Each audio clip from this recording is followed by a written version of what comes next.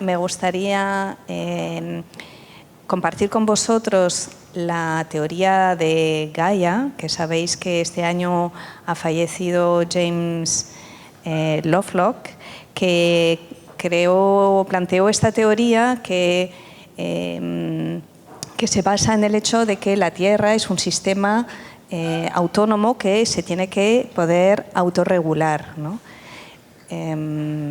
Es verdad que en los últimos años de su vida hizo algunas declaraciones donde ponía de manifiesto que en realidad pues, uno de los seres vivos de este sistema autorregulado, que son los humanos, a veces podemos ser una amenaza que ataca esta autorregulación, y de hecho uno de los síntomas de ese ataque es una fiebre, ¿no?, que sería el cambio climático, ¿no?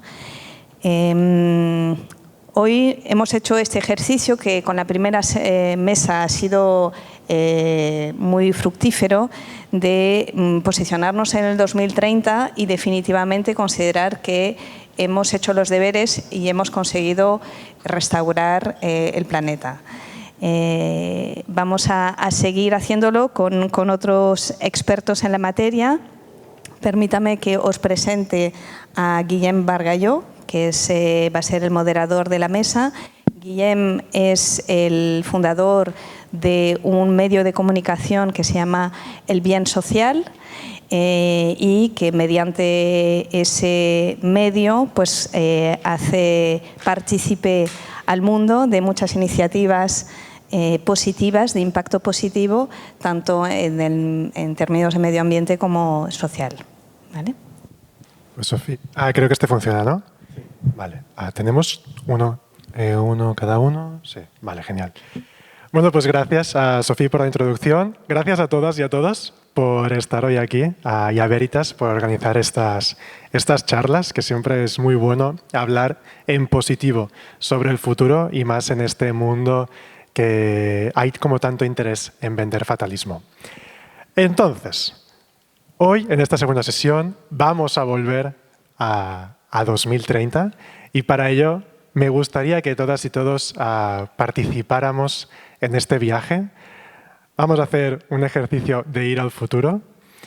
Nos encontramos ahora mismo en la nave Sostenibilidad, que nos llevará a esta misión planetaria, donde nuestro objetivo es ver un mundo que ya está restaurado. Y primero de todo, para todo viaje y toda misión tiene unos tripulantes. Así que me gustaría presentaros a los tripulantes que va a haber hoy en esta charla, nave espacial al futuro. Empezando por mi derecha, disculpad que voy a leer sus currículums porque es imposible aprendérselos de memoria con la cantidad de cosas que hacen, porque son increíbles. Empezando por mi derecha tenemos a Alfred Bernis.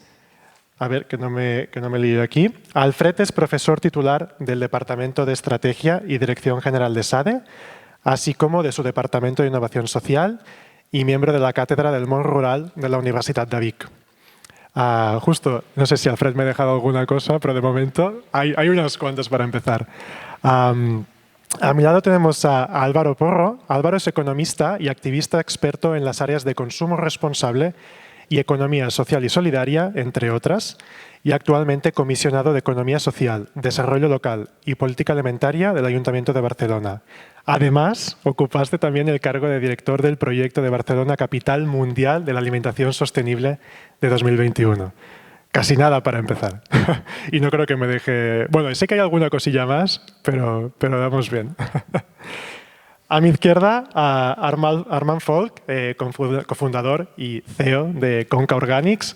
Yo creo que Conca casi lo puedes explicar tú, harás un mejor resumen de qué es Conca que no pas yo. Sí. Básicamente, en Conca Organics hacemos alimentación carbon neutral para eco-warriors que quieren cuidar de su alimentación y del planeta. Entonces, pues hacemos todo tipo de alimentos ecológicos, sin plástico, carbon neutral y veganos para dar opciones a los consumidores. Genial, pues Conca. Y por último, a Mariana Joan, también tengo que leer tu currículum, porque otro currículum que de unido. Técnica de proyectos internacionales en Ecovalia, especialista en desarrollo rural y de producción animal ecológica y sostenible, y miembro de la Junta Directiva de CERAI, ONG de la Delegación de Aragón. No sé si también, Mariana, puedes explicar un poco qué es Ecovalia y a qué os dedicáis. Sí. Ecovalia representamos el sector ecológico de España. Entonces, nuestro principal trabajo y labor es desarrollar profesionalmente este sector, desde el consumidor al productor, innovar también y transferir y hacer lobby a nivel nacional, regional y actualmente también hacemos a nivel europeo. Genial, gracias. Pues ahora os decía que empezamos haciendo un ejercicio conjunto. Me gustaría que todas y todos cerrarais los ojos, juntamente como lo estoy haciendo yo ahora, y vamos a emprender un viaje que vamos a visualizar y en el que nos vamos a encontrar cuando volvamos a abrir los ojos. Recordad estos últimos días. ¿Qué os habéis encontrado? ¿En qué estado está el mundo en 2022? ¿Qué es aquello que realmente os afecta a vosotras y a vosotros? ¿Cómo os hace sentir? Está tu momento en ello.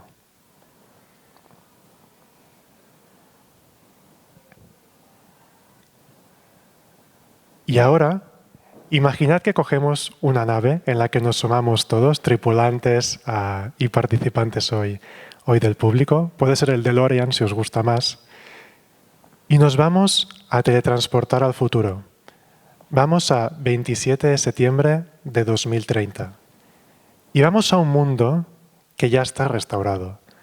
Un mundo donde ya vivimos en armonía como sociedad y con el medio ambiente.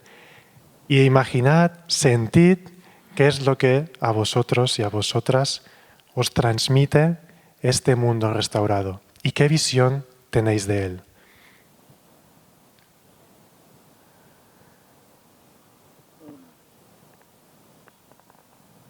Y con esta imagen en la mente, abrimos los ojos y os doy de nuevo la bienvenida a este 2030. Ya hemos conseguido que el planeta esté restaurado y a partir de ahora va a empezar nuestra sesión. Vamos a explicar qué es lo que vemos en este 2030, cómo es este mundo y en la segunda parte cómo hemos llegado a él y qué dificultades nos encontramos y sobre todo qué cosas aprendimos. Así que me gustaría que empezara Mariana. Bienvenida a 2030. Bienvenidos. Creo que todos hablamos castellano. Sí, de momento sí. Han pasado 8 años y estamos igual también. Se me entienden. Mariana, ¿cómo ves? ¿Cómo es este 2030? ¿Cómo lo estás viendo? 2030, con la palabra restaurada, me viene la palabra también de renovar y también me viene, no me consigo separar de una imagen un poco romántica de lo que podría ser nuestro planeta, ¿no? Por donde pasan ríos hay agua que corre y el color del agua es azul, los campos hay verde, hay animales en el campo, hay zonas boscosas, hay aire fresco que podemos respirar tranquilamente. También lo imagino con muchas sonrisas. Las personas estamos felices en ese mundo restaurado. Entonces, básicamente, me imagino un planeta donde hemos restaurado este equilibrio del impacto del ser humano en nuestro planeta y hemos conectado con este planeta donde sabemos que nuestros actos pueden ser a favor de mejorar la adaptación del planeta hacia los cambios o hacia contra. Para ello, la mejor forma también de conectarnos con este mundo, mismo que estemos muy lejanos del mundo rural, el acto todos los días que hacemos en contacto con la naturaleza es comer. Entonces comemos todos los días y contactamos con la naturaleza y ese alimento que vamos a comer es ecológico, saludable y también proveniente, por supuesto, de un comercio justo. Entonces tenemos que utilizar prácticas que sean a favor de la naturaleza y no contra la naturaleza, como hemos estado haciendo prácticamente hasta ahora. Nuestra agricultura y la ganadería está vinculada con el territorio, donde el vínculo con el territorio promueve más variedad, utilizamos semillas de variedades locales, dando más diversidad a nuestro paisaje, utilizamos razas autóctonas para tener un banco genético muy diverso, podernos adaptar a posibles cambios. Y para ello la base para que tengamos todo isto vinculado a un suelo vivo y sano y no contaminado, donde cuando llueve la agua se queda retenida y no se vaya por escorrentía con erosión. ¿Y cómo imaginas tu día a día en Ecovalia? ¿Sigues trabajando en Ecovalia? ¿Cómo es un día a día tuyo? ¿Cuáles son tus actividades? Pues yo creo que realmente ahí, en ese mundo, no pagaríamos por ser ecológicos, tendría que ser ya al revés, ya se pagaría por los impactos negativos que se hacen con el sistema, con nuestro ecosistema. Entonces, yo creo que Ecovalia lo que ahí podríamos seguir promocionando e impulsando cada vez más estas prácticas ecológicas y cada vez más regenerativas en favor de promover la continuidad de este sistema. Genial. Alfred, no sé cómo ves tú este planeta restaurado. Acabamos de salir del DeLorean. Está bastante verde y hay bastante el cielo azul, pero ¿qué más tenemos? ¿Qué ves tú? Gracias, Guillem, por ofrecernos esta oportunidad de hacer esta reflexión y gracias a Veritas, Sofía y a todo el equipo por invitarme. Yo voy a distanciarme de Mariana para que veamos otra óptica. Yo estoy en la universidad y cómo me imagino en el 2030 la universidad desde un punto de vista de un planeta restaurado, sostenible, etc., ¿no? Bueno, en primer lugar, me imagino pocas aulas y pocos alumnos en la universidad. Llegas a la universidad y hay pocos alumnos, muchas de las cosas se hacen online y si no, se hacen en los sitios. Se hacen en los sitios. Me imagino, y ahora Sofía me permites que os meta en el cotarro, me imagino aquí estudiantes de agricultura haciendo toda esta pared de aquí con cultivo hidropónico, donde los compañeros y compañeras de Veritas les enseñan a los estudiantes, con algunos profesores de agronomía, pues les enseñan el cultivo hidropónico y luego aquí no da mucho para hacer muchas grandes cantidades y poder venderlas, ¿no? Pero es un show-off para la universidad y donde realmente los alumnos, las alumnas están más en los sitios. Yo que estoy viviendo ahora en un pueblo lo veo, ¿no? Pues que los universitarios y universitarias están en los sitios, están en el territorio y todo el mundo, o todos los que les gustan aprenden carpintería, a los que otros les gusta aprenden construcción sostenible y ahí podríamos ir revisitando oficios donde faltan muchísima gente joven, pero en el 2030 esto lo tendremos súper solucionado, ¿no? Y las viviendas serán súper sostenibles gracias a toda esta formación que habremos hecho desde la universidad. Yo que estoy más en el ámbito, yo estoy en dos ámbitos, en el ámbito rural y en el ámbito más de business, los profesionales que salen de la universidad tienen esto súper asumido, naturalmente, y ya hemos superado muchísimo esta idea del greenwashing que antes hablaban, ¿no? Y gracias a las empresas que trabajan en estos temas tenemos certificaciones serias que priman todo lo que Mariana nos estaba explicando antes. Y quizás también pensar que en el 2030, donde habrá muchísima gente de más de 65 años con mucho tiempo libre, también habremos entendido, y luego Álvaro a lo mejor habla de esto, la importancia del bien común y nos dedicaremos todas y todos también mucho tiempo y mucho espacio al bien común y al voluntariado de la ciudad, que al final la ciudad la hacemos entre todas y todos, no solo los representantes municipales, etcétera, etcétera. Por tanto, tendremos un espacio comunitario también súper interesante y que la universidad espero que también haya contribuido a trabajar en esta dirección. Y me callo para que deje hablar. No, un momento. No te calles aún, Alfred, porque has mencionado un tema importante que es el pueblo. ¿Cómo ves el pueblo en 2030? Tú estás viviendo en uno. ¿Cómo es? ¿Cómo se asocia? ¿Cómo ha prosperado? Bien. Dirección? Y ahora le voy a quitar habitantes a Álvaro. El área metropolitana finalmente está bien comunicada con el territorio. y la Renfe y los otros transportes públicos ya han superado los problemas, no os preocupéis. De aquí a la ciudad capital de comarca, la que tengo más cerca, es Vic, se va en 30 minutos.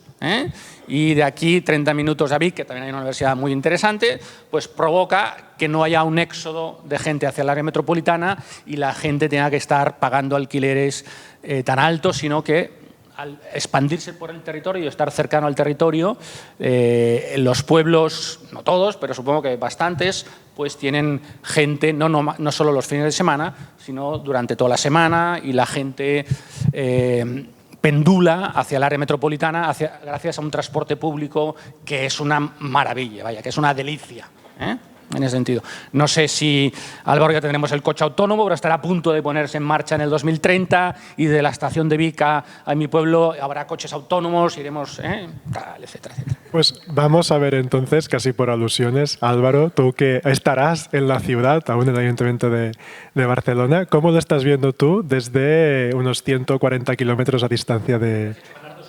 ¿Has visto, eh? ¿Has visto, eh? Ojo, eh. Aquí, haciendo campaña. De hecho, yo, más que cerrar los ojos, nos has metido un viaje lisérgico, ¿no? Aquí un poco. Vamos un poco...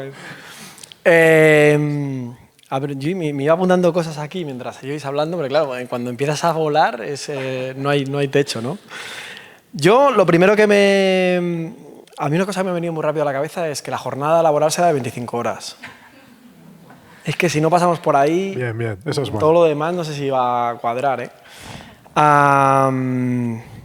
Luego a mí me salía una cosa muy importante, que habrá un equilibrio entre sostenibilidad ambiental y justicia social. Es decir, venir al Veritas no será una cosa de la Champla y Gracia y tal, sino que habrá un Veritas en Ciutat Meridiana y la gente podrá comprar en el Veritas de Ciutat Meridiana. Yo sé eso en el 2030, si no tengo eso, me faltaría... Creo que no habría funcionado, ¿no? Si no será una dinámica de chalecos amarillos. Quizás a lo mejor entonces tendremos tarifas progresivas en electricidad.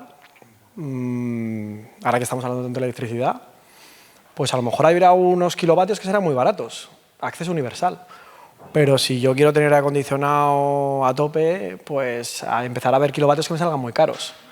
Porque la electricidad no es un bien básico. Lo que es básico es calentarse, cocinar, no sé qué. Entonces, hay usos eléctricos que sí que lo son y hay usos eléctricos que no lo son. Por tanto, no pagaremos todos por lo mismo. Y lo mismo con otras cosas. ¿Por qué no cuotas de carbono? Que yo tengo derecho a una cantidad de gasolina al año, pero a partir de un número de litros de consumo por año, pues me salen más caros. Pago un impuesto de hidrocarburos mucho más alto. Es decir, habrá medidas económicas y fiscales que ayuden a esta justicia social, porque sola no va a venir por medidas voluntarias. No habrá sellos, no hará falta el sello ecológico ni el de comercio justo, porque lo obligará la ley a que sea así. ¿Por qué tiene que ser voluntario? ¿No? O sea, necesitaremos políticas públicas que marquen dónde está el interés general, porque si no luego pagan más los que están preocupándose por el interés general, ¿no? Pero claro, para que haya un Veritas en Ciutat Meridiana habrá una renta alimentaria sostenible. Entonces el que no llega a un mínimo de renta tendrá una complementación de renta, pero para poder acceder a ese tipo de productos, no para tener que comer todo ultraprocesados y producto fresco de muy baja calidad. En Barcelona las cadenas serán como el Veritas porque será obligatorio por ley vender ecológico. Os quitamos un poco la cuota de mercado. Pero el comercio de proximidad tendrá una cuota de mercado que habrá crecido el producto fresco, y tendrá el pequeño comercio de proximidad, que aquí aguanta entre un 40 y un 50% de cuota de mercado, cosa que en Europa ni de lejos, pues estaremos volviendo a tocar el 60 al 70% de cuota de mercado del producto fresco en el comercio de proximidad. Por tanto, será difícil encontrar un bajo comercial vacío en Barcelona. Del turismo, ¿qué decimos del turismo?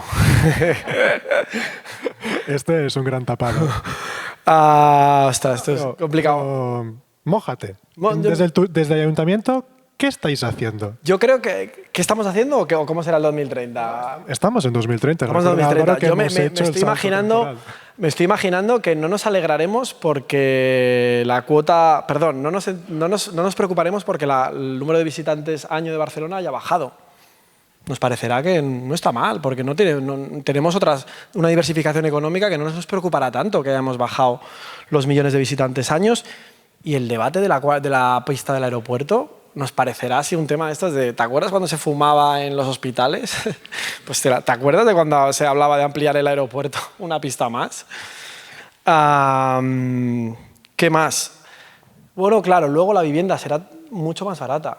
Entonces yo pagaré por un piso de 80 metros cuadrados en un barrio de Barcelona, bien comunicado, 450, 550 euros, deflactados por lo que sea. Ojalá. Pero entonces no nos importará gastar más proporción de dinero en comida, porque claro, como la vivienda vale mucho menos, ahora gastamos, ya sabéis, la mitad de lo que gastábamos en proporción en alimentación y el doble en vivienda. Y por irme un poco a lo rural, lo de la parte de la Renfe de cercanías que va, ahí no he podido, o sea, el SD no me ha dado para tanto. O sea, ahí, Alfredo, tenemos que subir la dosis. Pero sí que, sí que me imagino un sistema de cercanías que va como un tiro. Me imagino también autopistas ciclistas para conexión interurbana. Okay. Y ¿Cómo funciona una autopista ciclista? ¿La puedes explicar en esta existe visión? ya alguna en algún lugar de Europa, pero bueno, son al lado de vías rápidas de circulación, una vía rápida de ciclismo para comunicación interurbana. Es decir, no solo intraurbana, sino interurbana. Pero sobre todo que tú tendrás una tarjeta en la que cogerás el tren de cercanías, llegarás a tu municipio y allá habrá una red de vehículos compartidos que estará integrada en tu tarjeta para que puedas llegar a tu vivienda, pero sin haber hecho todo el trayecto, solo el trayecto hasta la estación, con un vehículo compartido. Y lo mismo ocurrirá cuando llegues a Barcelona, que te cogerás una bici compartida o una moto compartida eléctrica o lo que sea. Y por supuesto habremos superado a Ámsterdam en la cuota de desplazamientos en bici respecto al vehículo privado. Eso estaría súper. Esto llevamos 6-7 años acortando la distancia, que antes era de 55% ellos, a nosotros el 0,1, y ahora estamos acortándolo muchísimo eso, pero todavía no les hemos sobrepasado. Y en este 2030, ¿cómo está siendo la participación ciudadana junto a la administración local? ¿Cómo estáis legislando con las personas? Sí, entonces, yo aquí lo que me imagino es que los presupuestos participativos, que ahora funcionan para un porcentaje relativamente pequeño del presupuesto municipal, serán la tónica dominante y realmente ocuparán una buena parte del uso presupuestario municipal. Será bastante fácil encontrar acuerdos de ciudad entre todo tipo de partidos políticos e ideologías, porque la polarización política se habrá relajado bastante. Y por supuesto el tejido asociativo y comunitario de Barcelona, que ya es muy muy rico, estará, como tendremos mucho más tiempo, porque la jornada será 25 horas, podremos dedicarles todos 5 o 10 horas a la semana a temas comunitarios y sociales. Entonces el asociacionismo tendrá una capacidad de gestión que, por ejemplo, habrá compostaje comunitario, huertos y cooperativas de consumo, lo siento por veritas, en cada esquina. Por supuesto, cuando llegue una familia migrada al barrio, habrá un comité de bienvenida que dedicará tiempo a madrinar y a padrinar a esa familia que llega, ¿no? Entonces, bueno, la parte comunitaria es la que sí que hay, el techo es infinito. Okay. No está mal como expectativa 2030, ¿eh?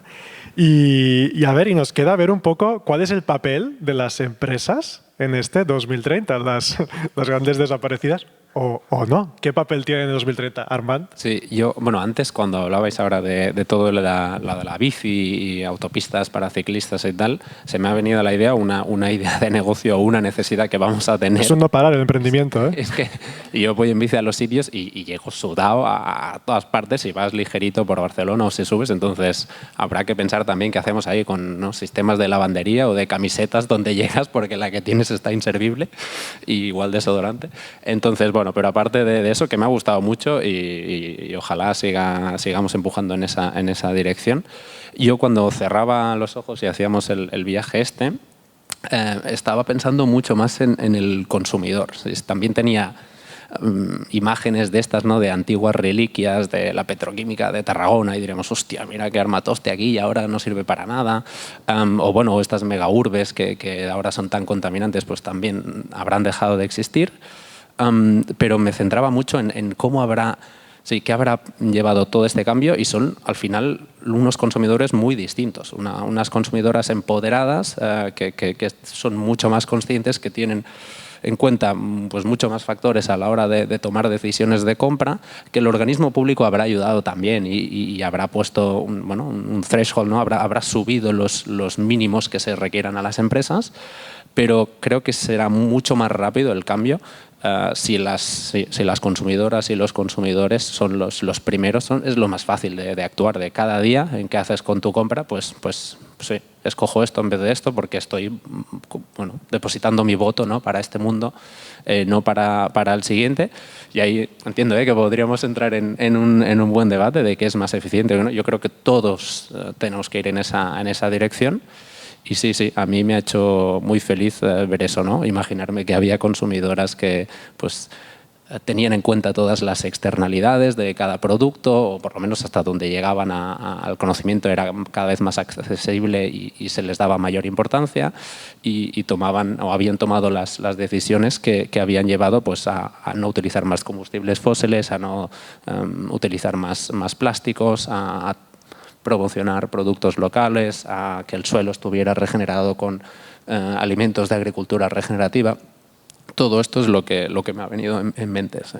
¿Y el rol que ocuparía la empresa? La empresa al final es una organización que se dedica a resolver necesidades que tienen las consumidoras y los consumidores. ¿Cómo es tu empresa en 2030? ¿Cómo está produciendo? ¿En base a qué factores? ¿Y qué tipo de productos estáis ofreciendo? Sí, pues en Conca Organics seguiremos, habremos mejorado muchas cosas, pero seguiremos en la misma dirección. Lo único que no seremos unos bichos raros, que ya habrá gente mucho mayor y con mucho más impacto que estará haciendo cosas que nosotros estábamos haciendo hace 8 años, y que sí, que habremos contribuido, puesto nuestro granito de arena en dar visibilidad a ciertas problemáticas que por ahora no se trataban, y dar opciones a consumidores que hasta ahora pues, no las tenían y no podían acercarse al mundo que querían, pero sí, como un agente de cambio, ¿no? De nuestro impacto. En vez de ahorrar 13.000 kilos de plástico, pues habremos ahorrado 13.000 toneladas, pero que también habremos sumado a muchas otras empresas, porque entre la legislación, que se van a meter más duros, y las consumidoras que pedirán cada vez más esas cosas, pues no habrá otra opción. O te pasas a ser más, haces las cosas mejor, o dejas de existir. Un mundo que, ojalá llegue a 2030 muy rápido y lo estemos viviendo. Como hemos tocado 4 puntos de vista distintos, antes de pasar a la segunda fase de esta misión en la que nos hemos embarcado, no sé si hay algún punto de entre los 4 que, no que discrepéis, pero que habéis visto como alguna diferencia y que se puede resolver de forma distinta, o si no, pasaremos a la segunda parte, pero incluso por alusiones, si Veritas también quiere aportar, sois súper bienvenidos al debate. ¿Alguien tiene algo sobre esta primera parte, o vemos todos el mundo de una forma bastante parecida? ¿Sí? Vale, genial. Pues oye, al final es una tripulación, la tripulación tiene que estar totalmente al unísono, porque si no la nave no avanza. La segunda parte. A ver, ya hemos llegado a 2030, ¿vale? Os veo todos muy iguales, como comentaba antes. O sea, alguien ha hecho una cosmética que nos ha dejado a todos niquelados, ¿eh? No estamos envejeciendo. Pero evidentemente el camino no ha sido fácil. Nos hemos encontrado con dificultades y las hemos tenido que aprender a superar. Entonces, para superar todas estas dificultades, hemos tenido que trabajar conjuntamente entre todos los sectores, tanto la administración como la educación, como la empresa, como asociaciones. Y ahora mismo me gustaría que nos compartierais con nosotros cuál ha sido este camino, qué retos os encontrasteis y cómo lo solucionasteis para realmente llegar a este 2030. Y muy importante, ¿qué necesitáis o qué necesitasteis de las otras instituciones para poder colaborar? En un 2030 solo existe colaboración. Entonces, no sé si ahora quieres ir, Alfred, tú primero, para explicar este camino, una parte del camino, y los otros os podéis sumar en los términos que toque. Si me dejas un breve paréntesis, una vez que te lo comenté. Me ha gustado mucho el ejercicio. a mí me encantan los documentales. Hay un documental que se llama 2040, de David Gamon, un director australiano. Y 2040 es un documental que Damon le hace a su hija, que tiene 6 años, y va a visitar, en vez de hacer una carta, va a visitar lugares del planeta donde se están haciendo pasos agigantados para que el 2040 sea un planeta sostenible y que todo esto hemos sonado sea de verdad, ¿no? Os lo recomiendo porque cuando hacíamos el ejercicio pensaba, es que esto es realmente... O sea, el primer mensaje diría, es que si lo hubiéramos hecho en un ejercicio, lo hubiéramos hecho tal, yo creo, Guillem, que hubiera salido algo bastante... Lo tenemos todo bastante claro, ¿no? En este sentido. Correcto. Podemos discrepar en pequeñas cosas, etcétera, etcétera, pero yo creo que los que estamos aquí lo tal. Y luego hay otro documental, que es todo lo contrario, que se llama The Age of Stupidity, la edad de la estupidez, la era de la estupidez, que es más antiguo. ¿Qué? No, es de United Kingdom, pero es de un director inglés que hizo esto. Se puso en una plataforma en Noruega en el 2040, cuando no habíamos hecho las cosas que teníamos que haber hecho. Y se llama Lo sabíamos, el documental se llama La era de la estupidez. Entonces, nosotros vamos al 2040, optimistas y tal. Tú ya haces un fast forward 10 años más, ¿eh? O sea, Alfred, estás jugando all-in todo. Pero ya nos va bien el 2030, porque hay que ser emergentes. La pregunta tuya en concreta era cuáles han sido estos grandes retos que hemos tenido en el mundo de la educación para llegar a este 2030 que ahora estamos y que estamos tan contentas y tan contentos. Yo creo que el primer gran problema fue los lobbies. Y yo que vengo del mundo de la educación, del mundo de la empresa, no os voy a engañar, pues hay muchos lobbies que no tienen ganas de cambiar, porque tienen una parte del pastel que es muy grande y realmente les costó muchísimo, y gracias a la colaboración entre diferentes instituciones públicas y privadas, conseguimos doblegar estos lobbies energéticos, de las petrolíferas, de las eléctricas, lobbies alimenticios, decir el sector, nombrarlo, y ahí están. No nos engañemos, no nos engañemos. Eso fue una batalla dura y realmente, ahora visto con perspectiva, me sabe mal porque veo muchos compañeros y compañeras que lo pasaron mal, porque enfrentarse al lobby es muy, muy complejo. En ese sentido, para mí, no seamos ilusos, y desde el mundo de la empresa hay que tener en cuenta esto, ¿no? Y por tanto, nosotros lo que hicimos de la universidad, pues explicarlo bien a los alumnos, que lo entendieran, e ir poniendo las cosas para que la gente entendiera que en momentos de cambio hay que cambiar, y también hay que cambiar, como decía Armand, las organizaciones. En ese sentido, fue una de las grandes luchas. Otro lobby, y ahí luego, Guillem, tú puedes meter parte, o otra gran resistencia que encontramos, que también es un lobby, pero además es un lobby muy complejo, fueron los medios de comunicación, aumentado por las redes sociales. Las redes sociales nos han traído muchas cosas positivas, pero nos han traído muchas cosas negativas, no nos engañemos. Y alguien pone una noticia en una red social y la amplifica y hace contrapoder, y ayudado por medios de comunicación poderosos, es muy difícil, ¿no? Por tanto, todo lo que fue intentar llevar la verdad, la democratización a las redes sociales fue una lucha que nos costó mucho. Nos costó mucho, y hasta que las personas no aprendieron a utilizar bien las redes sociales, nos costó muchísimo. Y en ese sentido, yo creo que aún estamos digiriendo este proceso, ¿no? Por tanto, fue otra de las cosas que para llegar a este 2030 soñado nos costó muchísimo. Esta alianza, medios de comunicación con pocas ganas de cambio y redes sociales. Y luego, y ahí yo creo que es lo bonito de un trabajo conjunto con muchas organizaciones, nos costó mucho cada una de nosotras y cada uno de nosotros. Yo siempre ahora cuando hablo de estos temas digo, mira, lo más difícil de momentos de cambio son nuestros miedos, ¿no? Y el egocentrismo de cada una de nosotras, de cada uno de nosotros. Y eso es lo que nos costó más, perder nuestros miedos y dejar de ser egocéntricos, ¿no? Y abrirte y abrirte y poner el ecocentrismo, la ecología, en el centro de lo que estábamos haciendo. Eso nos costó muchísimo. La verdad que fue un cambio de mentalidad que lo fuimos aprendiendo entre todas, apoyándonos todas las organizaciones y trabajando mucho cada uno de nosotros y cada una de nosotras, ¿no? Pero yo creo que eso, para mí, tenía que haberlo citado al principio, es lo más importante, ¿no? Porque de eso te permite luego trabajar los otros. Y me callo, que si no... Hablando de cambios y estos retos, Mariana, ¿cuáles os encontrasteis vosotras en este camino? Muchos.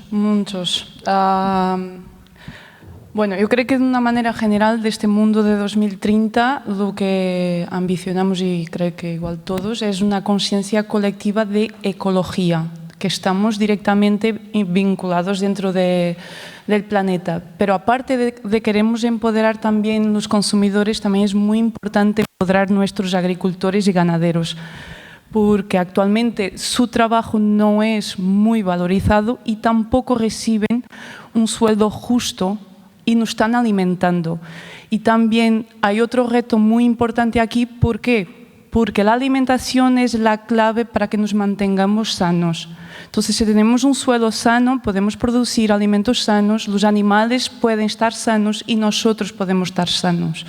Entonces, esta es una trayectoria muy larga y lo tenemos que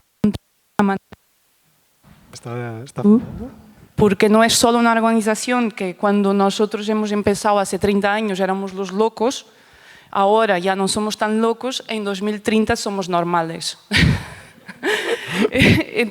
Sea lo que sea, normalidad. Normalidad. La normalidad de 2030, obviamente. De lo primero, intentamos colaborar directamente con empresas y con instituciones universitarias para impulsar en la innovación de desarrollar prácticas y soluciones que no perjudiquen el medio ambiente, en el sentido de, por ejemplo, no utilizar antibióticos de una forma desregulada, intentar que a través de una alimentación y un manejo correcto de los animales, que ellos eviten tomarse antibióticos como hacia nosotros. Queremos tener prácticas que sean amistosas con el suelo, pero para eso necesitamos esta colaboración directa entre la experteza y la experiencia del mundo académico y también ¿cómo se dice? Un poco más... Dilo en francés o en inglés, la que te salga. No, es un poco la osadía de las empresas lanzar un nuevo producto y que sea motivador también a nivel comercial. Entonces, por ejemplo, nosotros desarrollamos proyectos europeos con muchas universidades a nivel de Europa y ahí se busca esta colaboración e intercambio de conocimientos activamente. Un agricultor ecológico en Suecia va a tener unas soluciones que van a ser distintas de aquí. No quiere decir que no se pueda aplicar aquí, pero tendrá que adaptarse. Y esa adaptación se tiene que desarrollar a través del conocimiento. ¿Y cómo se transmite este conocimiento desde los distintos puntos del mundo? Por ejemplo, nosotros como asociación Ecovalia, nuestra labor es transformar también las palabras que por veces son muy raras de un artículo científico en palabras que sean entendibles para el ganadero y para el agricultor. Aquí también es muy importante, por ejemplo, el rescate de prácticas antiguas que ya viene de más atrás de ahora y aplicar innovación. No queremos volver a la edad de la piedra, por supuesto queremos aprovechar como nunca hemos vivido tan bien a nivel de bienestar como ahora, pero hay que vincular esta conexión con la tierra y nuestra forma de vivir. Por otra parte, hay que promocionar este sector, entonces intentar que cada sector también se pueda dar la cara, crear espacios donde puedan participar. Y, por ejemplo, espacios como este también es otra forma que es informar. La información tiene que ser asequible, tiene que ser entendible para todos, pero después también hay que aplicar. Y ojalá que también, antes me había olvidado en 2030, que los presupuestos administrativos incluyan la compra pública. Ahí nos va a ayudar bastante a impulsar realmente este sector profesional y a dar visibilidad también a otras formas de producir. Teniendo en cuenta que aquí también hay otros matices, las grandes empresas pueden seguir perfectamente, pero al empoderar pequeños agricultores también estamos apostando por el desarrollo rural, fijación de la población, un agricultor feliz que sea bien pagado, va a incentivar que sus generaciones futuras quieran estar ahí. Entonces ahí vamos a crear una resiliencia y ocupando mejor el territorio e intentar promover cada vez más una cadena de suministro que sea local, de temporada, siempre cuando se pueda, que sea un canal corto de comercialización. Armand, Alfred y Mariana estaban compartiendo un tema muy importante que es el cambio, ¿vale? Y especialmente el cambio hacia el consumidor. En 2030, que Conca es una de las empresas más importantes en Cataluña y en España, habéis conseguido algo muy importante, convertir a los bichos raros, en los que casi todos nos hemos sentido alguna vez, en la nueva normalidad, o lo que es común. ¿Cómo habéis afrontado y cómo habéis conseguido romper estas barreras en los consumidores y las consumidoras para que apuesten por un consumo más responsable? Luego hablaremos del consumo responsable y lo que significa. Pues básicamente con dos herramientas. Bueno, aquí lo que comentábamos antes de los lobbies, pues yo pensaba que nos había ayudado o que nos había costado más era un altavoz. O sea, nos ha ayudado mucho tener un altavoz que no nos podíamos permitir, que no podíamos pagar, y foros como estos y bueno, empresas como la tuya ayudan en este sentido, ¿no? De poder llegar y comunicar a muchos consumidores y consumidoras que ahora mismo no estamos llegando ni tenemos los medios para hacerlo. Entonces ese ha sido el principal reto y lo que más nos ha ayudado a spread the word, ¿no? Y luego el fino equilibrio, también lo que comentaba aquí el profesor antes, ¿no? De lo que nos va a costar personalmente. O sea, es que no valdrán excusas de estas de lo hago porque, joder, es muy cómodo y tampoco me está viendo nadie y tengo un poco de calor y pongo el aire, pero ya lo apago luego y, hostia, me he ido de casa y me he dejado el aire encendido, pero ya vuelvo en media hora. No, o sea, no valdrán este tipo de excusas y esto nos cuesta a cada uno y a cada una de nosotros. Entonces, tendremos que, como empresa, el reto aquí ha sido encontrar ese fino equilibrio entre estar poniendo cada vez y todo el rato a la consumidora entre la espada y la pared, decir, oye, acuérdate, no me jodas, no cojas el bollicao porque estás haciendo todo esto. Coge la banana y la crema de cacahuete. Entonces, tenemos que generar experiencias positivas en el momento de consumo, que es algo que Silvio de Veritas me ha recordado varias veces, de como no generes experiencias de consumo positivas, te van a dejar de comprar mucha gente. Entonces, ese fino equilibrio entre empoderar, poner blanco sobre negro e intentar que la gente escoja la opción mejor sin estar machacando todo el rato y generando experiencias, bueno, reacciones negativas, de decir, todos queremos desconectar algún momento, ¿no? Cuando tienes media hora, pues en esta media hora puedes leer o puedes ponerte Netflix o YouTube, pues todos vamos a YouTube o todos miramos alguna serie de Netflix porque queremos pantallazo azul, queremos desconectar de vez en cuando. Entonces, el reto que yo creo que hemos tenido es ese, es cuándo apretar, cuándo dejar un poco de espacio para no alienar a toda esta masa de consumidores que con este altavoz hemos conseguido llegar. Me gusta lo que comentas de las experiencias positivas de compra, ¿no? En el momento de compra. Hay esa frase, ¿no? Que dice que la gente no olvidará lo que le dijiste, pero no cómo le hiciste sentir. Entonces, si conseguimos generar estas experiencias positivas en los entornos o de compra, recordemos que la compra es solo un punto, somos personas primero y consumidores luego, o sea que esto es solo una de las variantes que ejercemos en esta vida, pero me gusta esto que mencionas para el cambio. Un cambio que también ha afrontado la administración, Álvaro, y que bueno, vosotros tenéis el contacto y representáis a las personas. ¿Cómo habéis conseguido que la gente esté más implicada en esta nueva forma de entender el mundo, de hacer economía, de hacer política? ¿Cómo habéis logrado que la gente esté más cercana?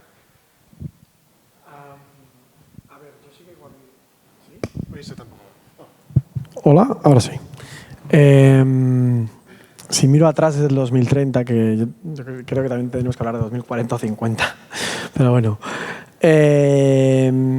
Sí que me viene una idea clara y es que no ha habido una solución tecnológica que lo ha resuelto. Digo porque creo que todavía tenemos como mucho esa creencia de que habrá una solución tecnológica total. No sé si es la fisión o es una nueva agricultura genéticamente modificada. No habrá habido esa solución. Obviamente habrá mejoras tecnológicas, evoluciones tecnológicas, pero probablemente las que más impacto tendrán no necesariamente irán al elemento puramente energético, al elemento puramente productivo alimentario. A lo mejor tendrá que ver con elementos de organización social o de comunicación. Y eso genera el efecto multiplicador que necesitamos para todo lo otro. Por tanto, no habrá habido una solución tecnológica y tampoco habremos podido basar todo en una especie de cambios voluntarios individuales. Y aquí es un poco donde quizás luego te podemos entrar en el debate del consumo responsable. Y yo me he dedicado muchos años al consumo responsable. Antes hablaba con Valentín. Abrimos el debate de consumo responsable, por favor. Sí. Yo siempre decía, para el cambio de consumo responsable, no podemos creer, lo doy un toque un poco así como entre humorístico y tal, que las personas tenemos 4 complejos para basar todo nuestro cambio, el cambio necesario, digamos, en un cambio individual y voluntario. Y no podemos pensar que todo el mundo tiene el complejo de Sherlock Holmes, que es ir a buscar detrás de cada producto e investigar todo lo que hay y no sé qué, informarse y tal, y entonces cambiar, porque no va a pasar. Y yo me he dedicado 12, 13 años de mi vida a hacer la revista Options, que era eso, era poner todo lo que había detrás de cada producto y tal. 2, no podemos tampoco pensar que todo el mundo tendrá el complejo que yo le digo, antes decía príncipe Carlos, ahora le tengo que decir ya el rey Carlos de Gales, ¿no? Que es que sabéis que él compra ecológico y tal, pero claro, a él no le importa el precio. No podemos pensar que todo el mundo va a hacer cambios voluntarios sin importarle el precio, porque eso tampoco va a pasar. Y a mucha gente porque es que no puede no importarle. Es el factor más determinante de una compra. Sí, quizás, pero yo creo que hay un cúmulo de elementos.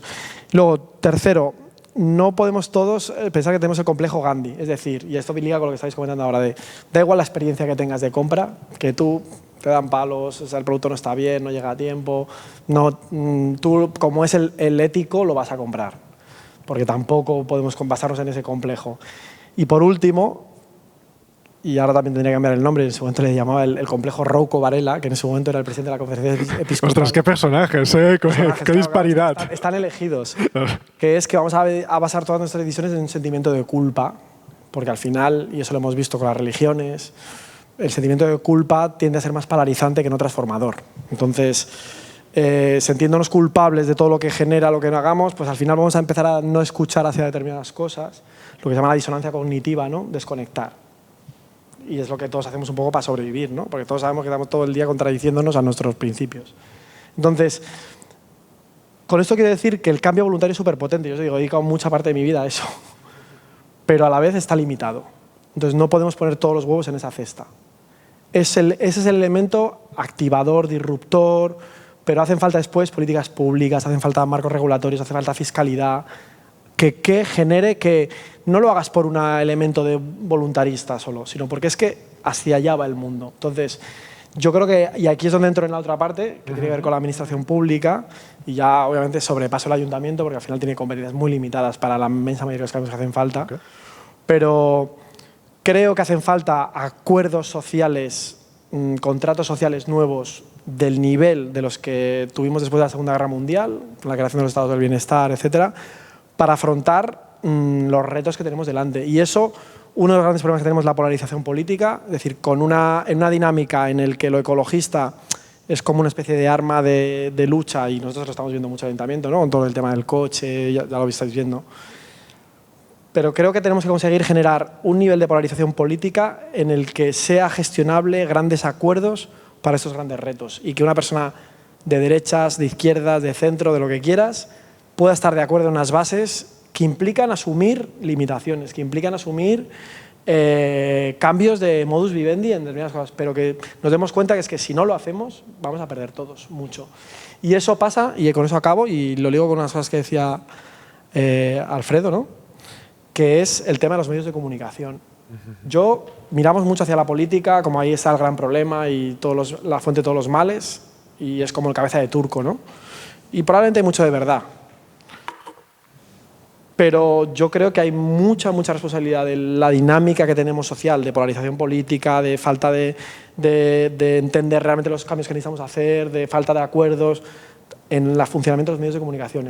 Son muy poco democráticos, en realidad. O sea, tú coges los medios de comunicación de gran impacto en España y en Cataluña y pertenecen a muy pocas manos. Y con intereses también de los que hablábamos antes. Entonces, si eso no conseguimos que cambie, no habrá un cambio político de acuerdos transversales entre diferentes ideologías, etcétera, que generen el cambio, que acompañe el cambio voluntario, porque el cambio voluntario individual solo no puede. Entonces, esa sería un poco como mi visión de águila.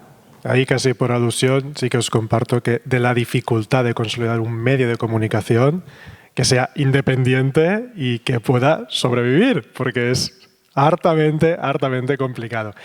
¿Nos puedes poner un ejemplo de 2030? ¿Cómo sería un tipo de política, un tipo de ley, por ejemplo, cómo se promueve y cómo conseguís reducir esta crispación desde la administración pública, ¿no? Desde donde lo que podáis a vosotras en este caso. Ahora en octubre aquí monta una gente un taller que se llama Protopia Lab, que precisamente vamos a hablar de esto, de temas de polarización política, de ver cómo se puede, y sobre todo de cara a los retos ecológicos. Es difícil, ¿eh? Yo, por ejemplo, en mi micromundito, porque al final yo soy mi micromundillo de administración pública y política pública, yo estoy trabajando temas de economía social y solidaria y alimentación sostenible.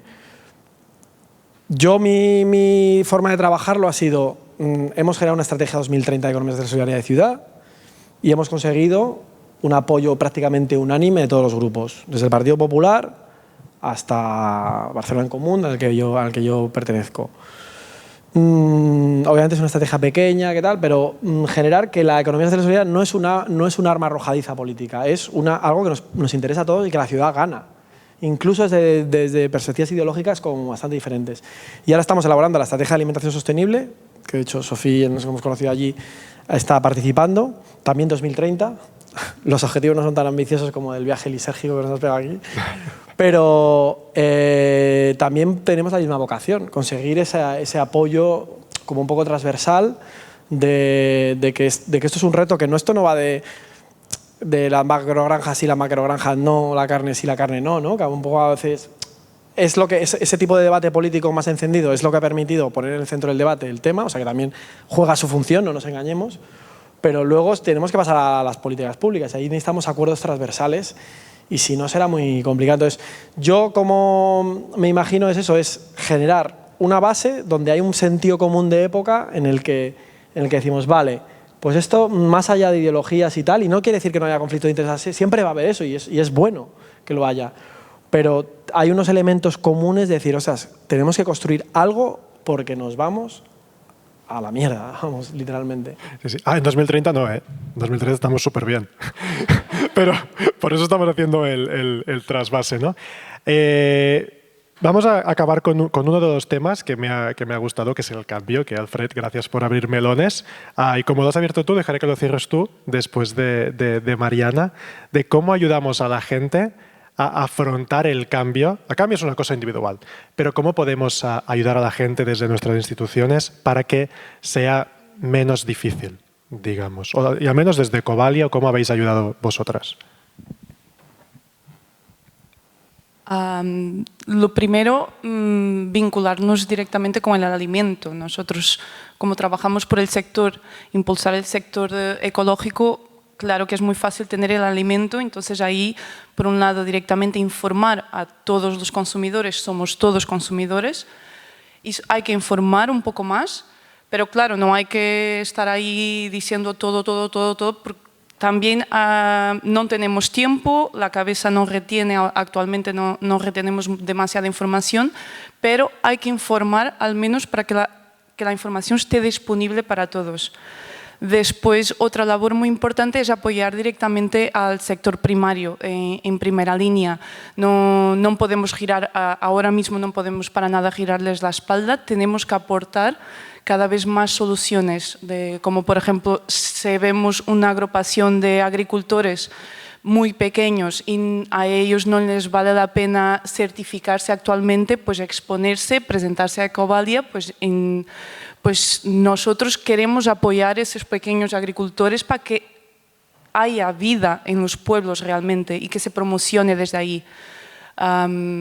Y ahora mismo otra es intentar un poco este frente político de que el alimento tiene que estar siempre en las agendas políticas como un marco esencial, no puede ser algo de una campaña política de 4 en 4 años, tiene que ser la alimentación o el suelo o como queramos llamar, la naturaleza, la ecología, tiene que estar presente en nuestros actos, ya sean políticos, ya no sean tan políticos, pero ese marco, esa importancia de intentar también transmitir de una forma transversal a todos los sectores la importancia de cuidar este alimento es fundamental. Y sin este vínculo, en 2030 tenemos que conectar con el alimento directamente, al revés, pues no es este 2030 que hemos soñado. Sin alimentos sanos, por muchos antibióticos, no nos vamos a salvar.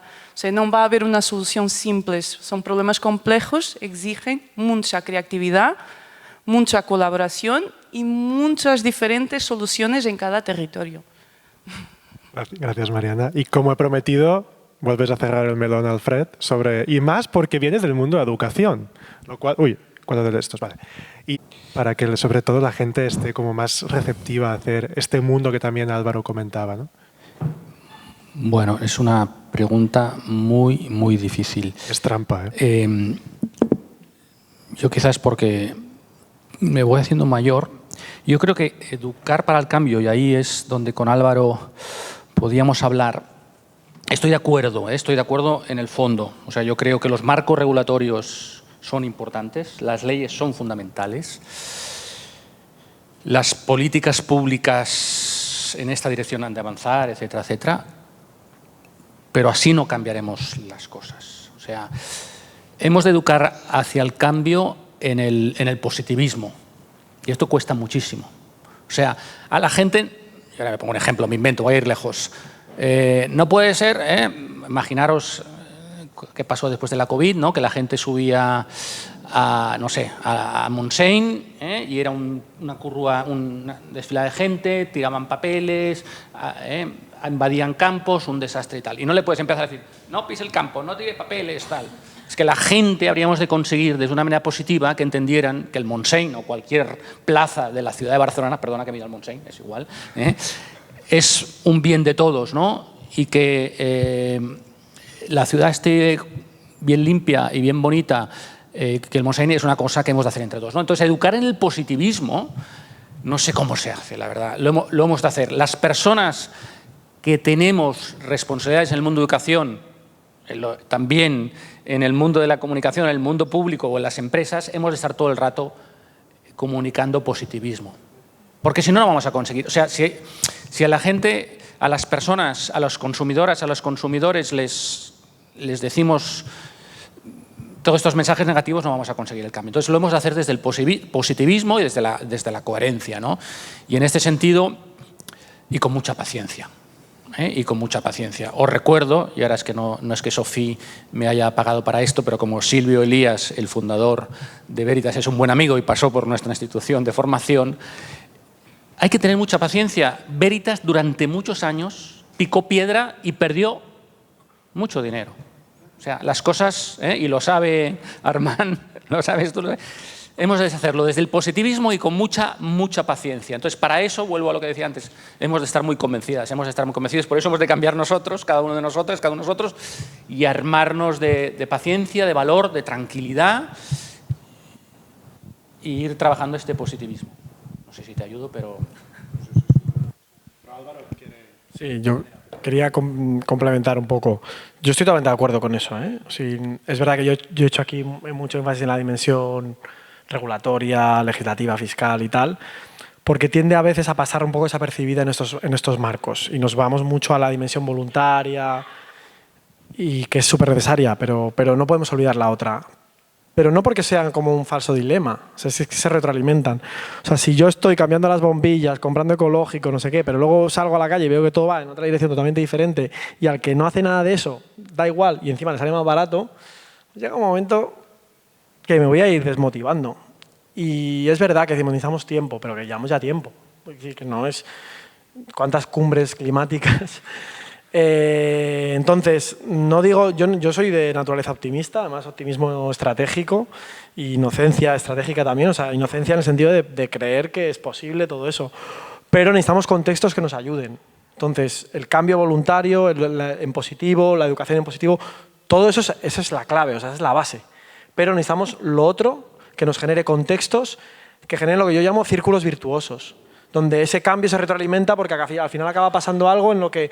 Y siempre hay los early adopters, ¿no? La gente que empieza con el cambio voluntario son los que abren camino, abren mercado y son los primeros clientes de Veritas que permitieron que durante años perdiendo, los otros comprando una cosa rara. Pero bueno, se fue madurando un mercado que ahora está bastante más maduro y ahora tienes al Lidl, al Carrefour, al Aldi y al Grupo Ompreu que están bastante fuertes en ecológico, ¿no? Que antes pasaban bastante, comparado con hace 5, 6, 7, 8 años. Pero hace falta elementos de disrupción, elementos de apertura, elementos tal. Yo también creo, esto no puede ser un ordeno y mando, no funcionará ni de coña, es que ni en China. O sea, tiene que haber un sentido común de época, por eso digo yo lo de el acuerdo transversal. Y eso no es una cuestión ya de partidos, es una cuestión también de las bases y por eso creo que hacen falta los medios de comunicación. Si no conseguimos generar un debate mínimamente rico, social, en torno a los retos que tenemos y cuáles son las posibles soluciones, no habrá político que las pueda implementar. No habrá político, porque es que no tendrá en ningún momento el apoyo que necesita para hacerlo. Entonces, yo, o sea, no sé si en algún momento das esa impresión, pero para mí no es nada contradictorio, es totalmente complementario. Muchas gracias. No sé si os queda algo por compartir. Si no, hay un tema muy interesante que además que estamos hoy en Veritas nos afecta a todos y quiero saber vuestra opinión. Uno de los grandes problemas a los que nos enfrentábamos en 2022, no ahora, en 2022, era el tema de la degradación del suelo, ¿vale? Que nos afecta realmente a todos porque la tierra, el suelo, está perdiendo un montón de los nutrientes que hace que luego nuestros productos realmente sean más nutritivos y más saludables y está habiendo una desertificación de muchas áreas, ¿no? Y es seguramente el mayor reto como mundo al que nos enfrentábamos en 2022, que Mariana está mencionando. Y entonces me gustaría preguntaros, ¿cómo podemos volver, o en 2030, cómo hemos conseguido que trabajar el suelo vuelva a ser atractivo, que cultivar, que dedicarse a la agricultura vuelva a ser atractivo y que podamos volver a vivir de ello? Porque antes me acuerdo que Gisela ha comentado una cosa y es que como ser humano, de momento, hasta que no pasen muchos años, tenemos que comer 3 veces al día. Y eso va a ser así durante mucho tiempo por mucha tecnología que exista. Entonces, no sé si queréis compartir, bueno, no sé si queréis, os toca compartir. Sobre ello no os podéis esconder, pero sí, porfa, si nos podéis decir esto, ¿no? ¿Cómo se trabaja la regeneración del suelo y cómo hemos vuelto a hacer atractivo el trabajar en el campo para las personas, que sea una opción de vida digna, sobre todo? Sí, porfa, Mariana. Sí. Bueno, lo primero, trabajar en favor de la naturaleza. O sea, la agricultura es un modo de extracción de un recurso que es el alimento. Entonces, si yo extraigo algo de la naturaleza, tengo que devolver algo hacia el suelo, porque tenemos que intentar cerrar los ciclos. Muchos de vosotros igual cuando vais por la carretera podéis ver campos de ganaderías donde no hay verde, que está totalmente amarillo, un suelo compactado. Pues lo que vamos a intentar hacer para revertir esto es no dejar los animales de esa forma, porque tampoco estamos transmitiendo a un animal a un campo que no tiene hierba para comer, no está en bienestar. No estamos promoviendo el mejor bienestar ni promoviendo la mejor salud, porque si no come en el campo va a tener que comer en la cuadra, con que tenemos que depender de piensos, de recursos externos probablemente de la finca. Entonces lo que lo importante sería intentar devolver todo lo que extraemos, devolvemos al suelo. El animal, los rumiantes, por ejemplo, tienen un papel muy importante que consiguen transformar la paja, esa materia seca, en alimento para ellos mismos y la transforman en estiércol, que ese estiércol va a dar la materia orgánica al suelo. Sin quererme complicar mucho, trabajamos demasiado contra el suelo sin estar devolviendo nada.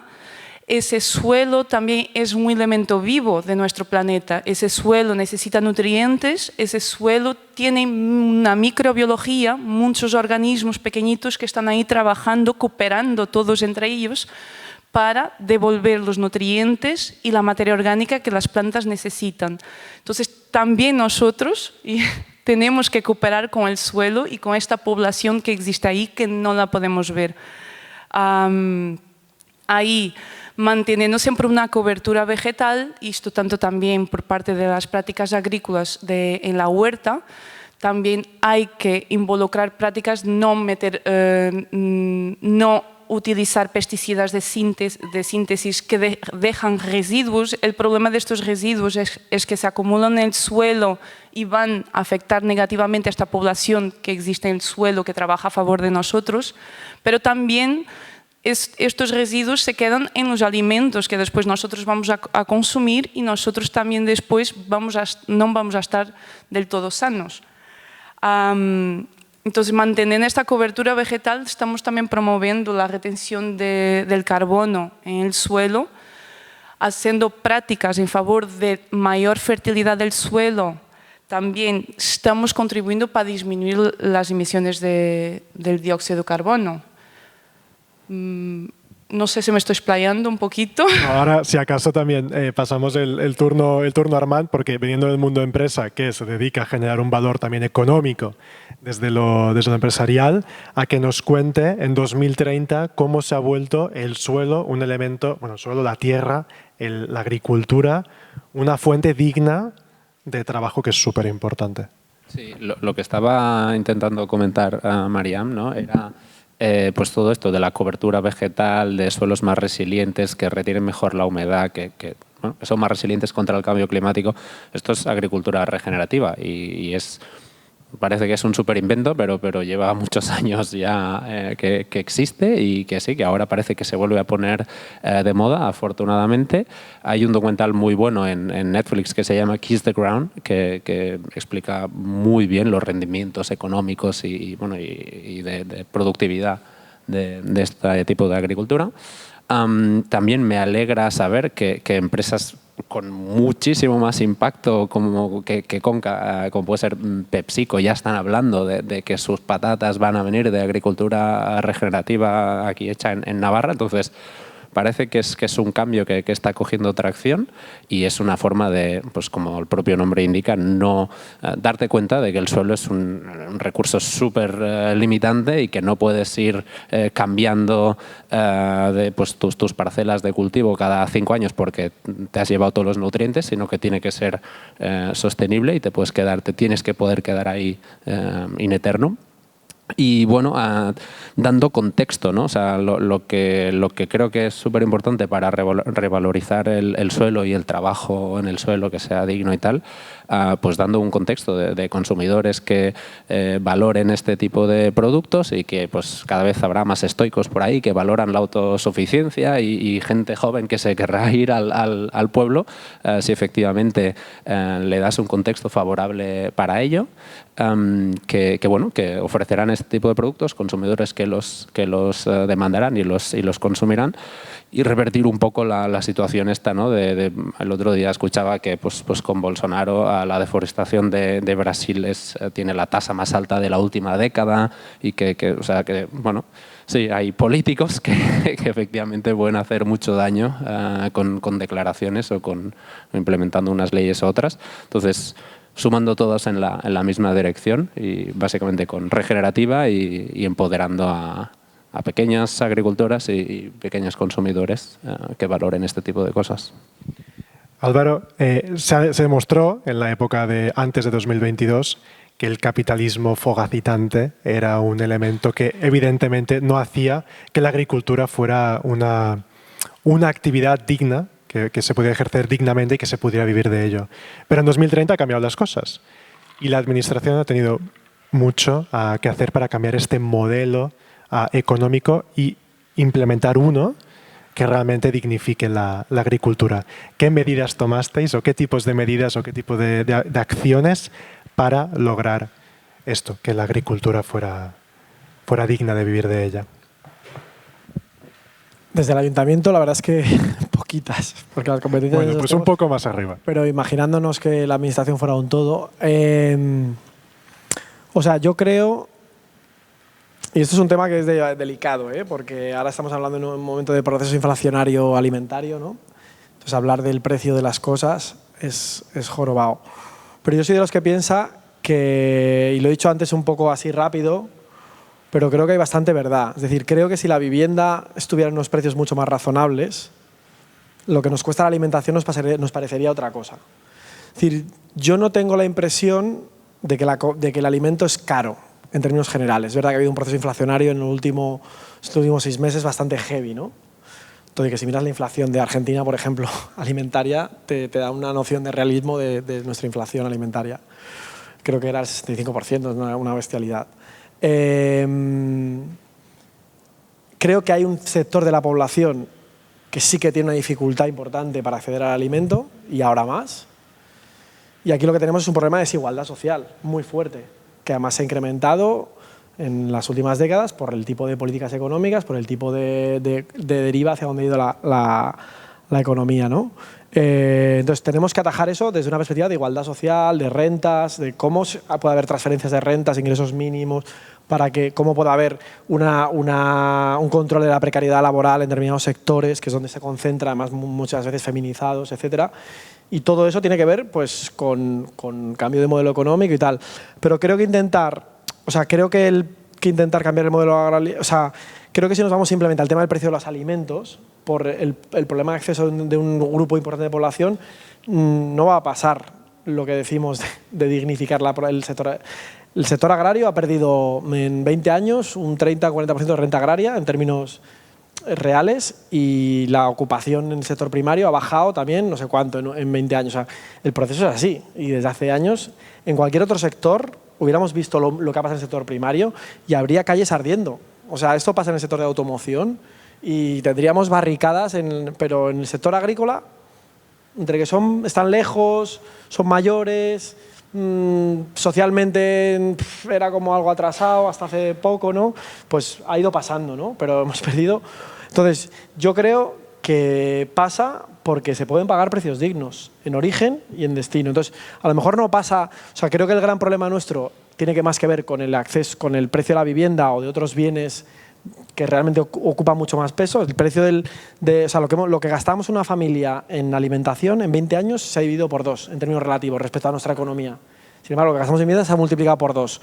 Ahí ya tienes un elemento que trastoca todo mucho. Entonces, por eso digo que hay cosas que tienen que ver con el precio de la alimentación y tal, que tenemos que lucharlas desde otros ámbitos. Tenemos que conseguir que el precio de la vivienda sea más bajo, tenemos que conseguir que haya más igualdad social, más rentas para determinados grupos sociales, etcétera, etcétera.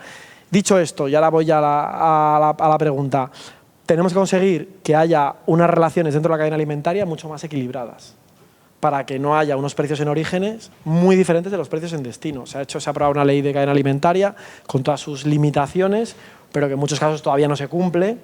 Entonces, creo que eso para mí pasa por un modelo alimentario mucho más diversificado. Por suerte en España y en Cataluña todavía hay mucha pyme, mucho productor mediano que aguanta, pero todo eso va desapareciendo. Entonces tenemos que conseguir un sistema mucho más diversificado donde no haya actores de la cadena que tienen mucho más poder y que pueden concentrar decisiones en términos de valor, de quién se queda el valor de la cadena en determinados eslabones.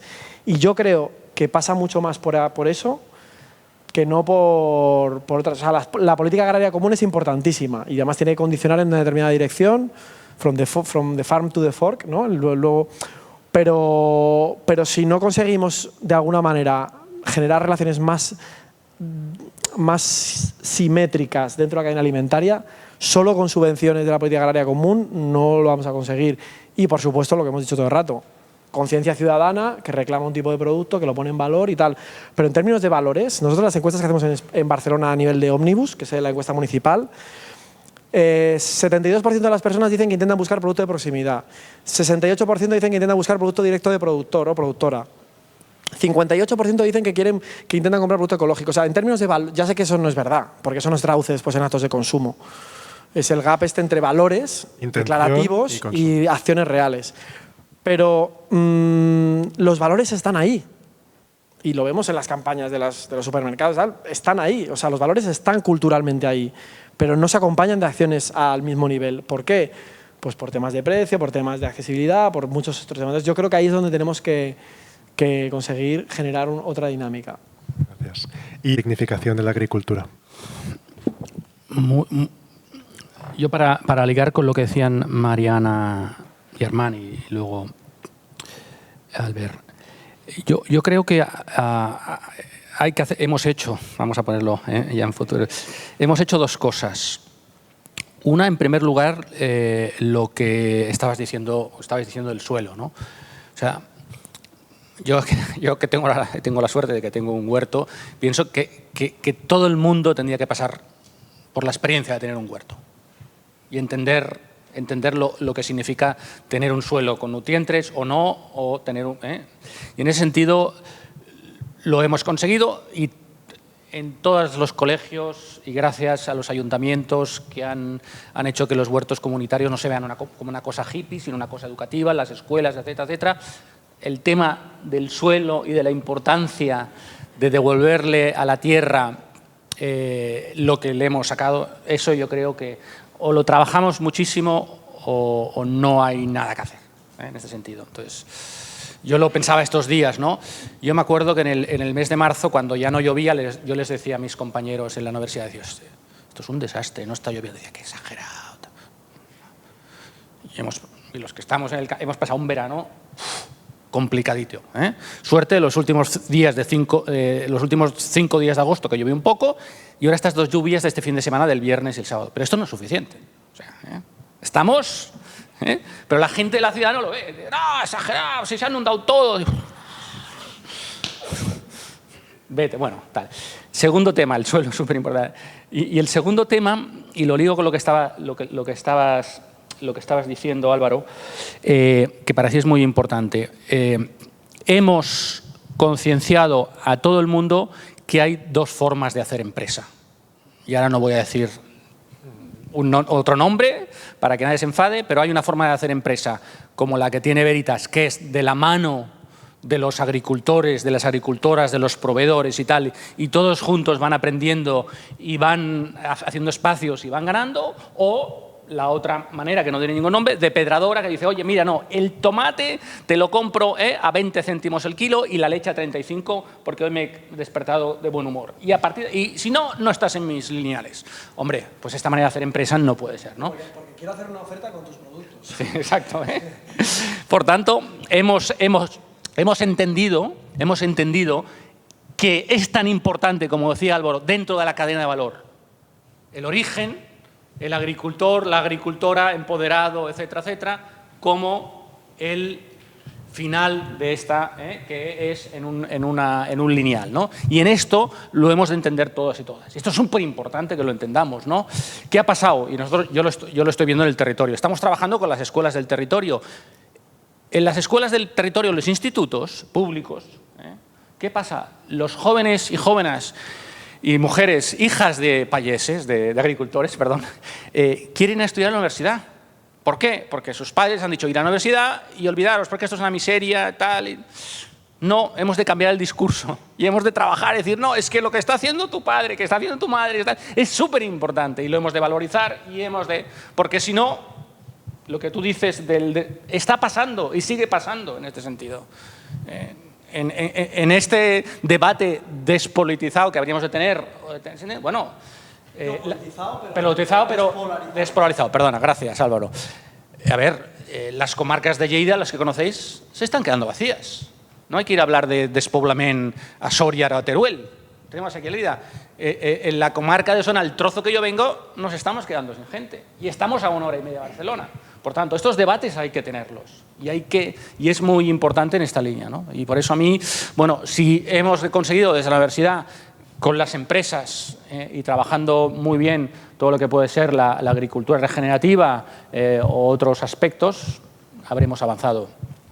Joder, qué bueno acabar esta charla con esta pasión de Alfred, así para levantar el ánimo, que de esto estamos hoy. Y ahora, si Sofía me deja dejar un pequeño turno de palabra para quien quiera hacer cualquier pregunta y luego cerraremos la mesa redonda. Gracias por dejarnos imaginar por este 2030 que hemos co-creado. Y recuerdo otro documental que de hecho vimos, ¿no? El Tomorrow, ¿no? El The Mind, que hablaba o presentaba también unas situaciones reales, ¿no? Cosas que están pasando en el mundo y donde cada terraza, cada balcón, cada rincón que fuera sembrable era sembrado en algunas ciudades, ¿no? Transformó Detroit, por ejemplo, que era una ciudad fantasma. Estas políticas, bueno, a veces no son políticas, son prácticas ciudadanas que emergen, a veces por necesidad, porque no se pueden encontrar alimentos. Quizá vivimos todavía en un mundo donde la idea de abundancia es, bueno, que podemos comprar barato, efectivamente, porque yo creo que se reduce esto, y a veces me da la impresión de que en esta idea de abundancia no vemos esta necesidad a futuro. La pregunta es en general, ¿no? O sea, ¿cómo sembrar esta idea de que tenemos que cambiar, de que es nuestra necesidad y esta necesidad personal de empezar a hacer acciones, de experimentar, ¿no? Y cómo desde las diferentes instancias se puede hacer para invitar a estas acciones, más que lidiar con estos cambios legislativos que pueden ser muy complicados o contra los lobbies, ¿no? Tenemos que hacer una guerra de guerrillas, yo creo, ¿no? O sea, ¿cómo establecer esto? Y no sé si hay algunas ideas o en este ejercicio que han hecho de Prospectiva 2030 han pensado en esto.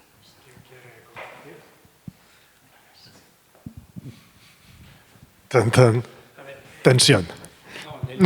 El documental es francés, se llama The Mind, Mañana, Tomorrow. Es un documental excelente. Y si recuerdas, trabajaba mucho el aspecto comunitario. Esto solo lo podemos hacer en grupo.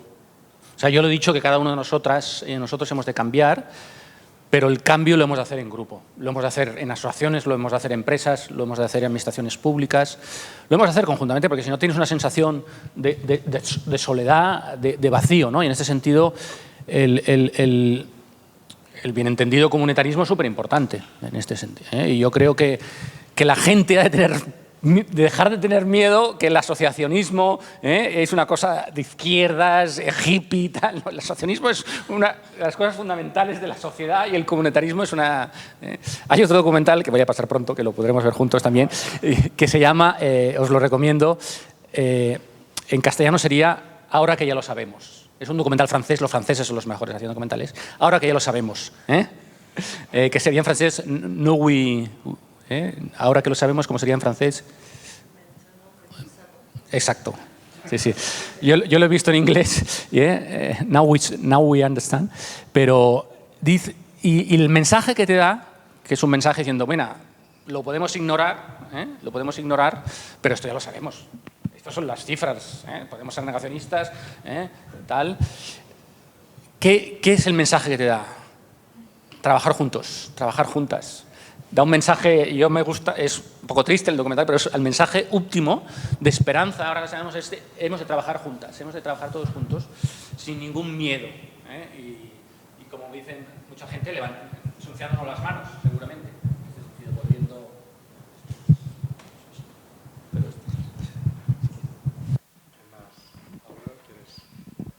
A ver, sí.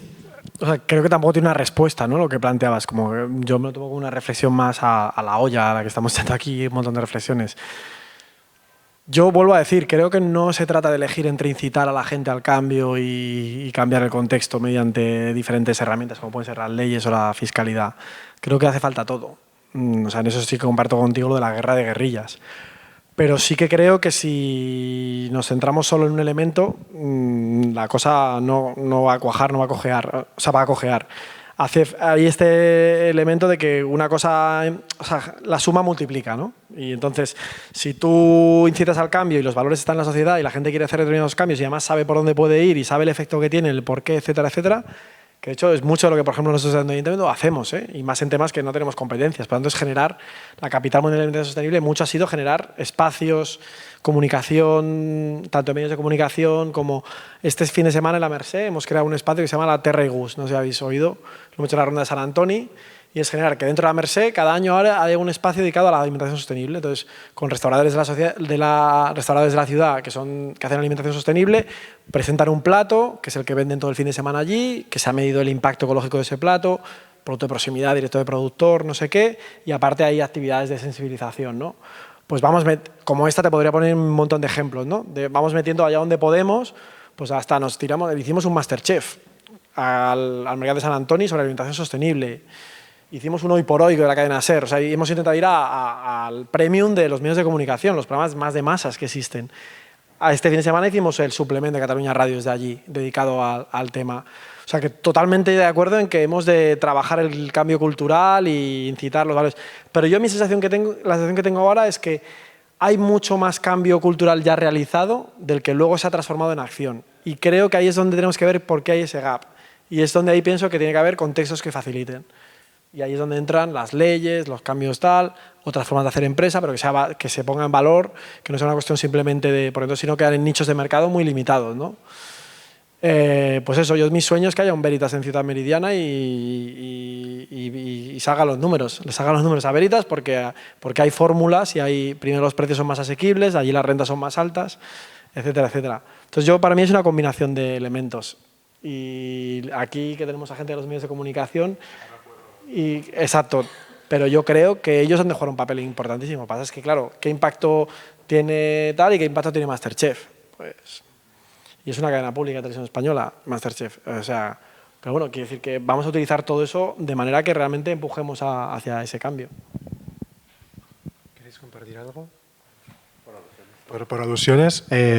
Yo, que además de llevar el bien social, enseño marketing y sostenibilidad en las universidades, hay un concepto clave y es que la sostenibilidad tiene que ser atractiva. Si no es atractiva, es imposible meternos en hacer cambios, desde mi punto de vista. Luego trabajaríamos otros temas, pero pensad, por ejemplo, comprar una hamburguesa vegetal hace 10 años y comprar una hoy en un supermercado. Antes, ostras, era casi intomable y ahora es algo que es súper chulo. Pensad, hace 10 años la gente no usaba botellas retornables y ahora llevar una botella de agua retornable en la bolsa mola. Ahora ir en bici mola. Ahora el tema eléctrico mola. Bueno, que el coche eléctrico es un tema, pero bueno, lo hemos hecho atractivo. Digamos que hemos salido como del petróleo, ¿no? Es decir, los cambios tardan tiempo, pero es súper importante que los hagamos atractivos. De hecho, tiene que ser funcional, pero también a nivel de diseño y a nivel de sociedad tiene que encajar perfectamente. Si no, es muy difícil. Si no, nos acaba pasando a veces que encajamos con un modelo como antes mencionabas Alfred, del asociacionismo, que esto es una cosa de izquierdas, de hippies, no sé qué. No, tenemos que trabajar para que todos estos temas sean algo que sea lo que tú haces de guays un fin de semana, como ahora ir a limpiar playas es sacar mierda de una playa. Pero a que ahora mola. Ir a plantar árboles mola, joder, porque hemos hecho estos cambios de cultura en la sociedad. Y eso es lo que tenemos que empujar, que esto sea realmente lo atractivo. Y cuando la sostenibilidad es lo más atractivo, el cambio ya ha pasado. Ya está sucediendo. Y ya no tienes que preocuparte por limitar a los otros, es que desaparecen. Porque lo que no es sostenible ya no mola. Y es una época de redes sociales, ¿eh? Mola, soy cool, hostia, pues... Pero funciona. ¿Queréis compartir algo? sobre esto. Si no, ¿tenéis alguna pregunta más también? Que no sé, Sofía, no sé si nos dejas o no. Me he pasado con el tiempo. No me vuelves a invitar como moderador nunca. La última y cerrada. ¿Sí? Te lo acerco. ¿Se escucha?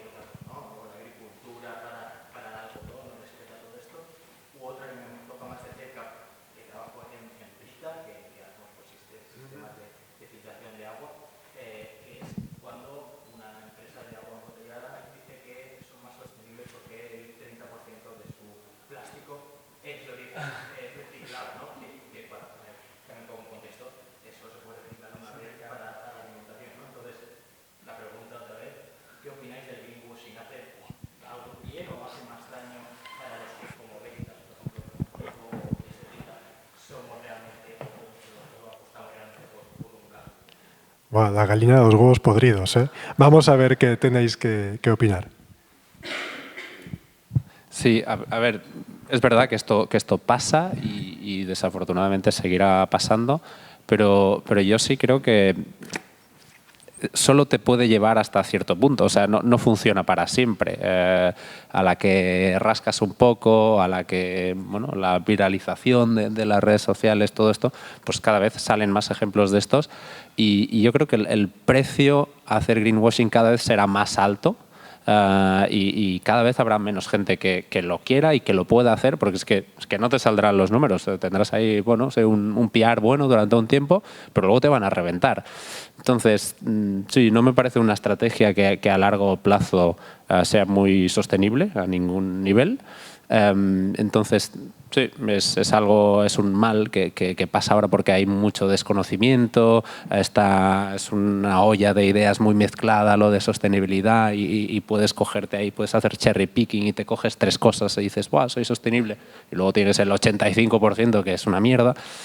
Pues sí, los inicios son un poco así convulsos, pero gracias a gente que se dedica a medir impactos, a certificaciones que cada vez tengan más reconocimiento, más valor y consumidoras que cada vez rasquen un poco más, con tiempo todo se pondrá en su sitio y no estoy especialmente preocupado por campañas de estas que puedan salir. O sea, el greenwashing en realidad no es nada nuevo. O sea, desde los años 80 hay greenwashing, ¿no? Empezamos las petroleras del mundo anglosajón, ¿no? Shell y compañía. Yo sí, o sea, yo por un lado comparto lo que comenta Armand, ¿no? De la estrategia a largo plazo como empresa que acaba pudiendo jugar en contra, pero sí creo que es verdad que alimenta el caldo de confusión. Y como vuelvo a lo de los complejos, ¿no? No tenemos todos el complejo Sherlock Holmes. Entonces, la sensación es decir, un poco como con la política, ¿no? Si son todos iguales, ¿qué más da? Al final, pues todas me dicen, cada una me dice su cosa, pues paso, sí, da igual, cogeré lo que me dé la gana, porque como todos me dicen algo de ecológico y yo no me quiero hacer experto en cada producto para tener que saberlo. Entonces, de nuevo, yo creo que hacen falta certificaciones que sean fiables. Por ejemplo, con la agricultura ecológica, pues no hay mucha duda. Tú entras al Veritas y ya sabes, todo tiene un sello ecológico, es un sello garantizado por una institución pública, que es un consejo regulador, que sigue una legislación europea. Y aquí ya no hay tu tía de que me cuentes que el 30% de los plásticos, o sea, no me cuentes historias, es o no sello de certificación ecológica. Pues ese es el modelo. Ahora en otros productos hay el Ecolabel europeo, que tiende a ser de un estándar bastante bajo, pero lo puedes encontrar en muchos productos. De nuevo, hay una legislación pública detrás, un sistema certificador independiente. Y cuando no, también los puede haber de tipo comunitario o asociativo, como comentaba Alfred. El FSC es un sistema creado entre entidades indigenistas, entidades ambientales, que te ofrecen una certificación. El sello de comercio justo, el FLO, el Fair Trade Label Organization, igual, son organizaciones, pero han generado un espacio democrático, transparente, de certificación, el MSC de pesca. Yo, todo lo que me diga una empresa de sí mismo, con todo el cariño, lo pongo en... Pero no, y hay muchas que dicen la verdad, pero sellos que tengan detrás, o sistemas públicos o sistemas asociativos, pero transparentes, que puedas realmente fiarte de lo que dicen. Y luego yo, ya sabéis, Mideria, y creo que en algún momento hay cosas que hay que prohibirlas, y punto. Entonces no se puede producir un detergente con determinado tipo de fosfatos porque no, o sea, es que no vale que puedas hacerlo con luego las externalidades negativas de tu producto con el que te estás sacando unos márgenes nos lo vamos a comer todos y vamos a tener con dinero público limpiar los ríos o dejar o lo que va a pasar en el Mar Menor con los nitratos, etcétera, etcétera, ¿no?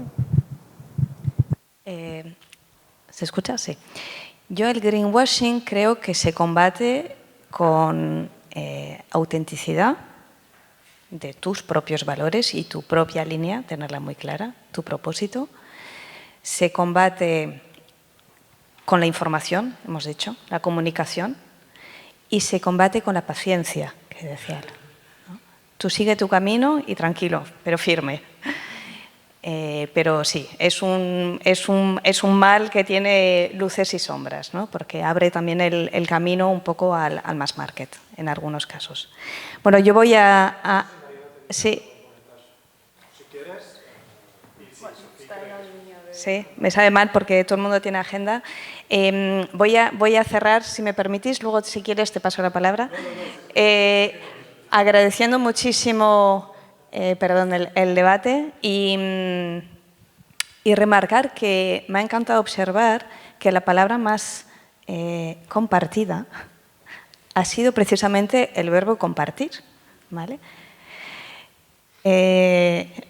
Compartimos educación, es muy relevante, ¿no?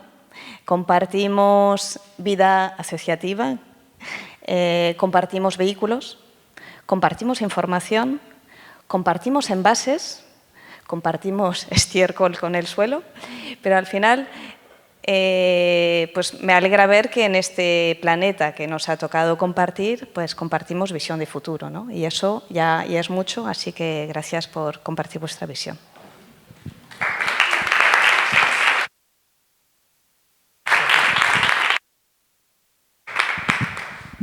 Pues mira, me gusta tu colofón y ya lo usaremos como cierre de la sesión. Gracias a todas y a todos por participar, por venir aquí, por acompañarnos en este viaje. A los ponentes, gracias por acompañarnos y por compartir vuestra información, que de unido. Y una pequeña reflexión. El mundo nos la intenta colar, especialmente los de los medios de comunicación, con mucha mierda, mucho fatalismo. Es solo una parte de la realidad. Elegid qué parte queréis ver, porque es muy importante. Es muy importante estar informados, pero de todo, no solo de lo malo. Porque con una buena información habrá esperanza y habrá un futuro mucho mejor. Así que muchas gracias a todas y a todos.